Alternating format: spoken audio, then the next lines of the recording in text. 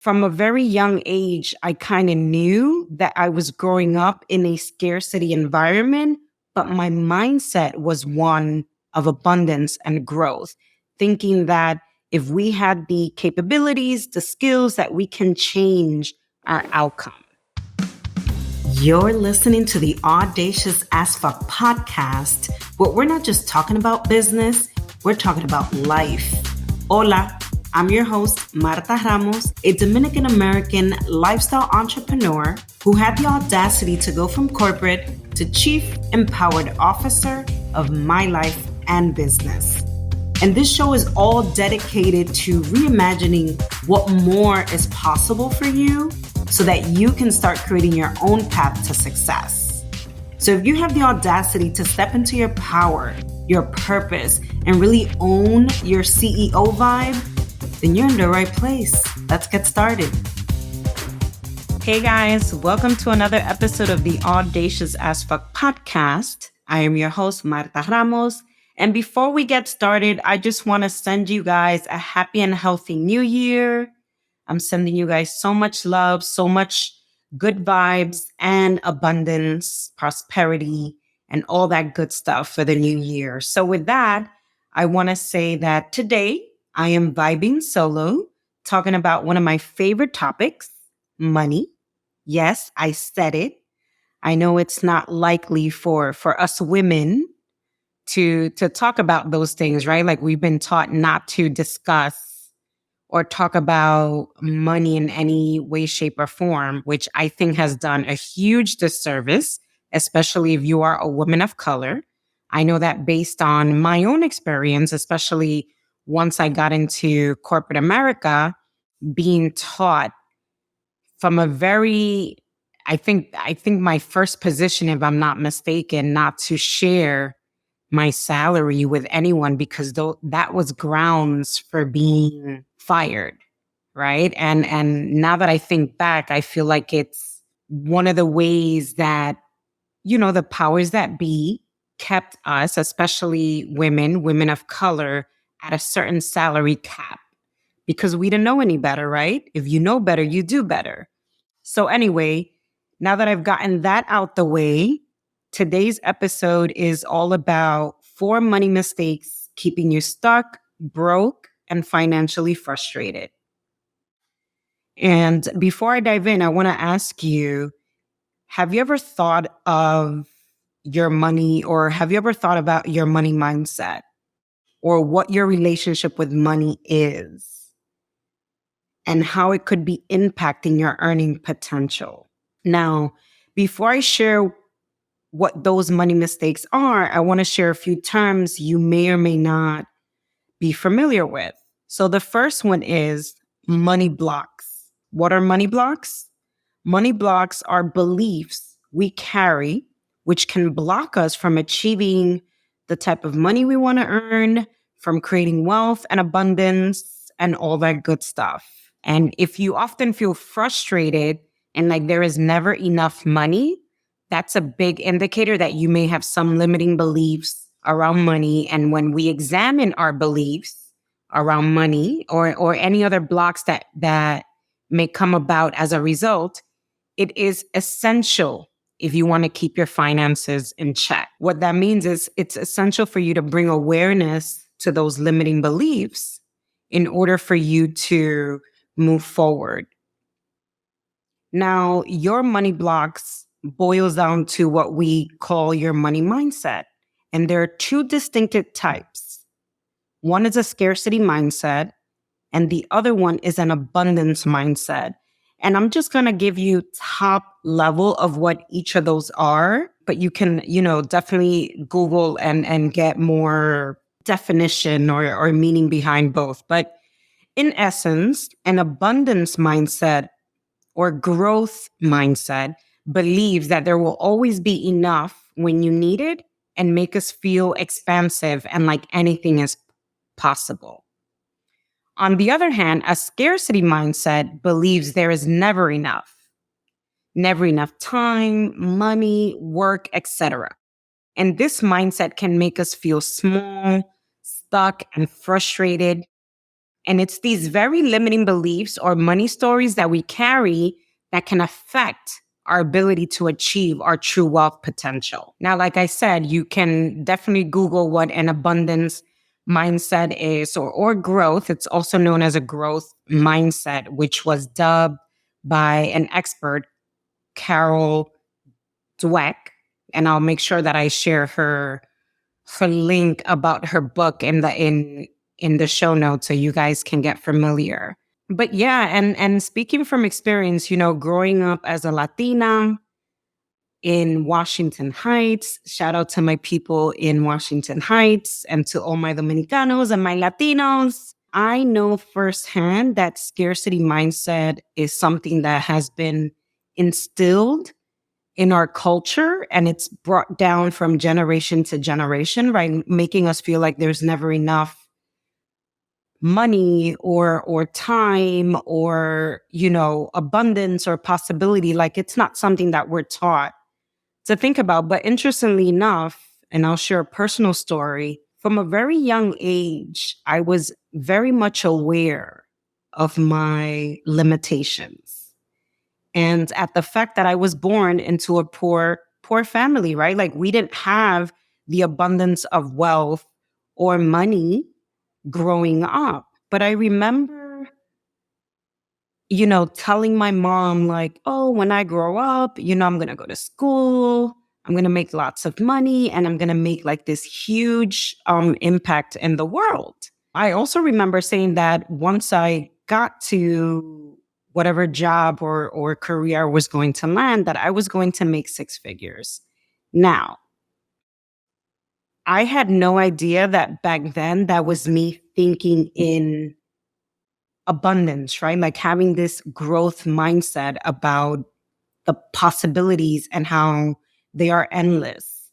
So from a very young age, I kind of knew that I was growing up in a scarcity environment, but my mindset was one of abundance and growth, thinking that if we had the capabilities, the skills, that we can change our outcome. So anyway, just thought I'd share that because maybe you'll start to recognize some of your own personal stories as I dive into the 4 money mistakes that are commonly held.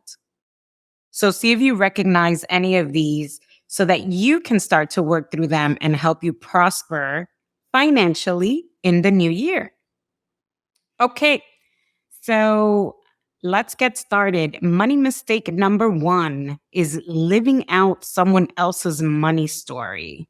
Ooh, I am very much familiar with this one, but I can tell you that most of our beliefs about money are formed in our early childhood by either watching and or listening to our parents, or family members, or anyone in our inner circle.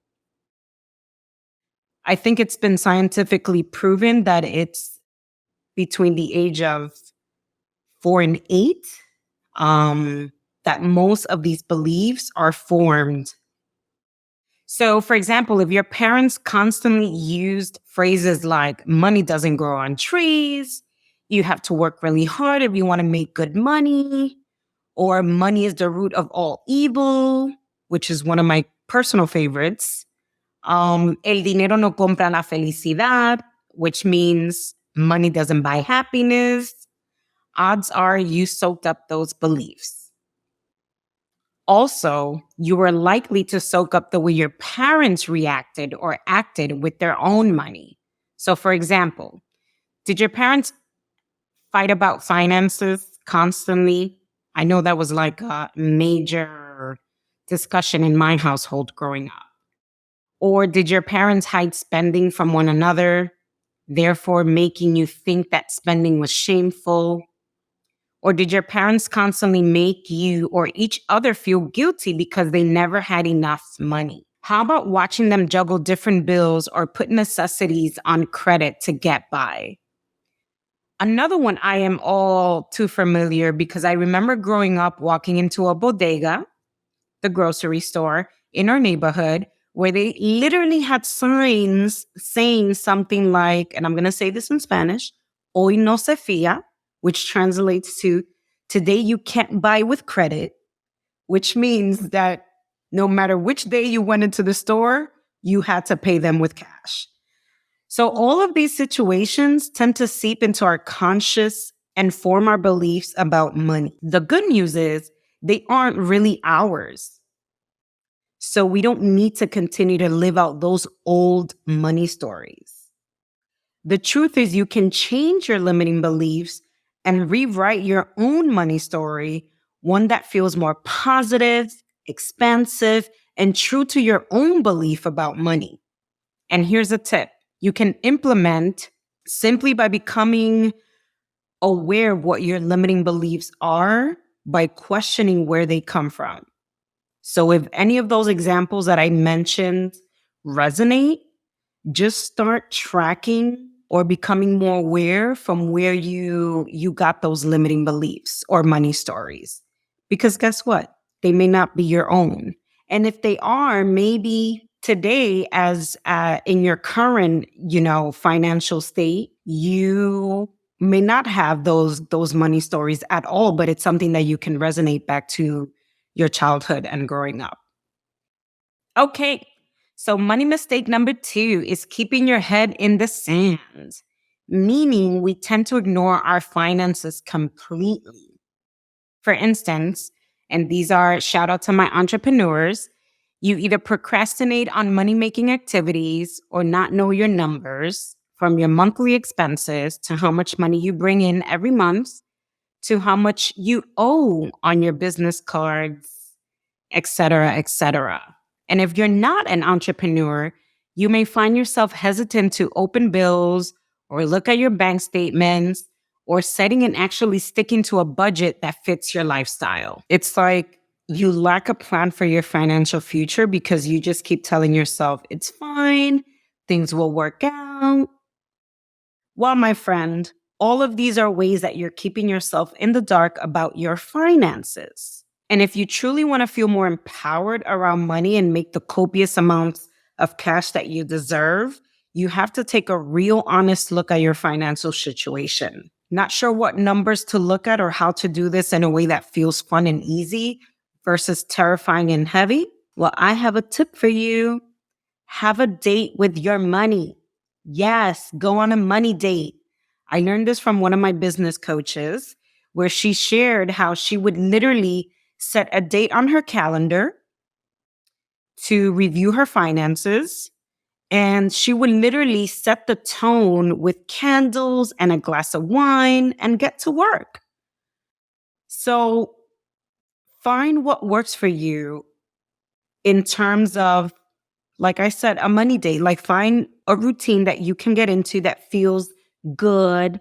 So you can kind of sit down, maybe take out, your Excel, create an Excel spreadsheet, pop those numbers in, pop your bills, and create a budget, right? Something that works for your lifestyle. But the most important thing is to make sure that you keep up with your money date. So maybe it's something that you do once a month or once a week or bi-weekly or whatever the case might be. Just find something that works for you. Now, I hope you guys are still with me. Money mistake number 3 is holding on to past money grudges and mishaps. So for instance, have you ever been financially taken advantage of or vice versa? For example, did you take on a car loan in your name for someone else and then they defaulted?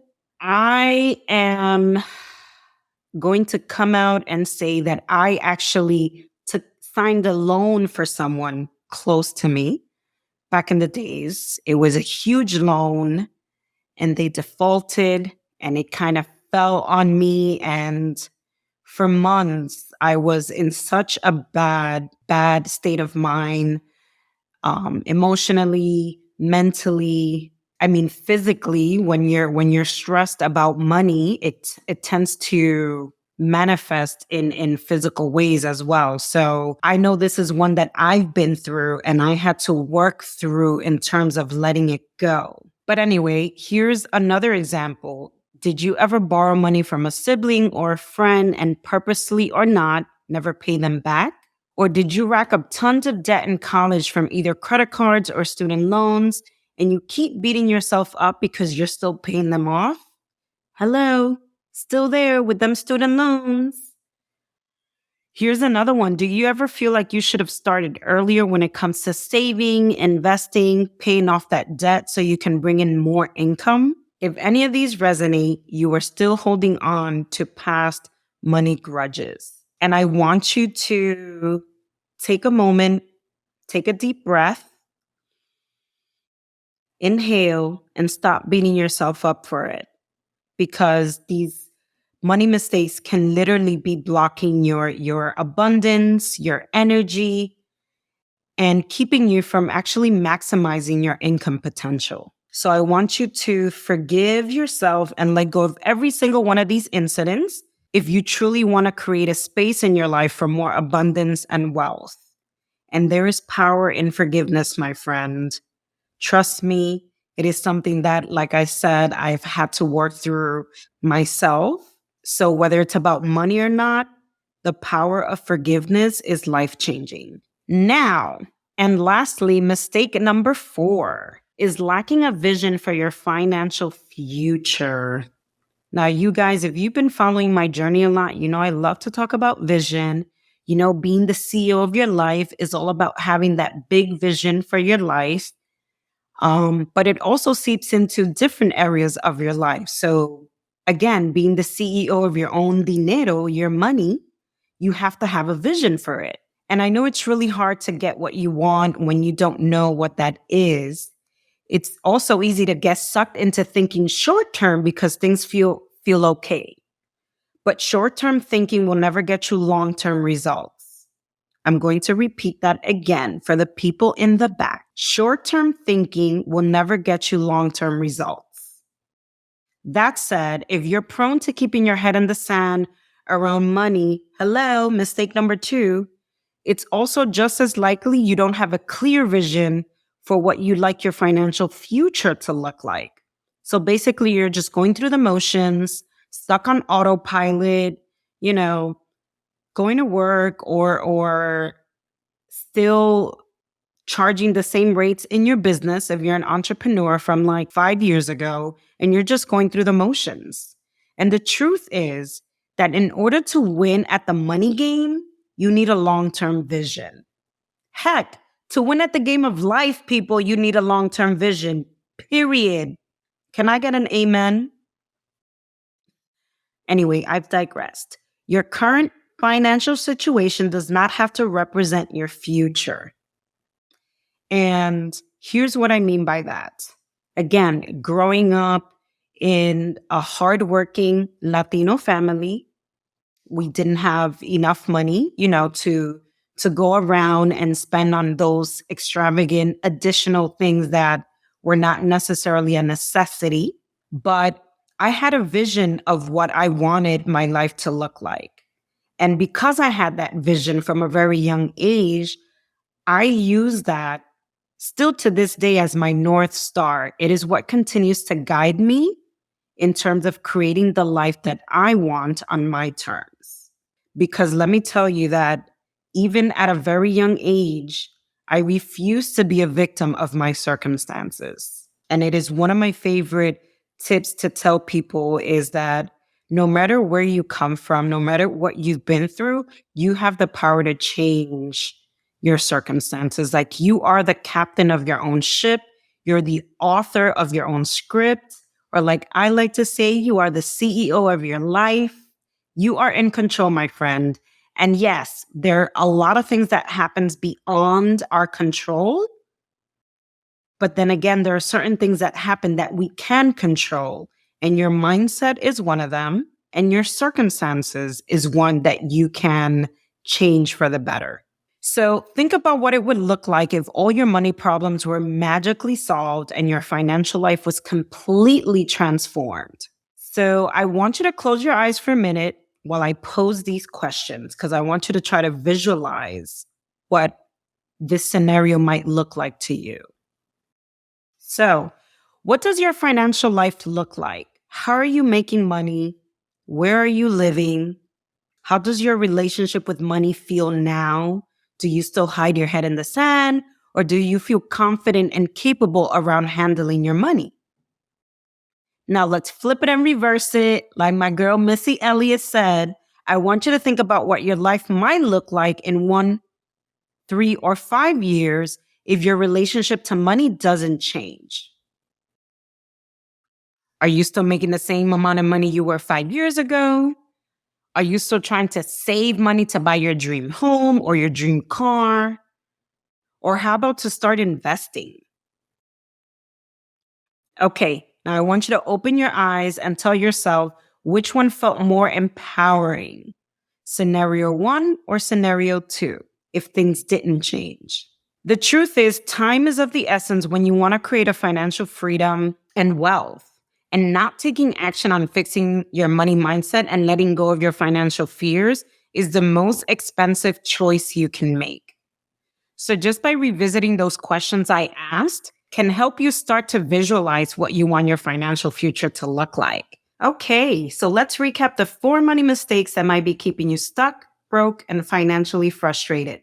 So mistake number 1 is living out someone else's money story, and how subconsciously we held onto beliefs about money formed in our early childhood, such as, you have to work really hard for your money. Ooh, isn't there a song? Work hard for your money. Anyway, I've digressed. And this may not necessarily align with your own truths about money at this stage in your life. So again, living out someone else's money story. Mistake number 2 is keeping your head in the sand, which again, it's all about ignoring your finances completely and not having a plan in place for your financial future. It's like you're just going through the motions on autopilot.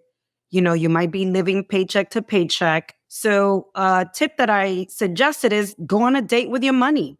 Put it on your calendar on a monthly basis or quarterly and review or find what works best for you. But don't keep sweeping it under the rug. Just make sure you know your numbers.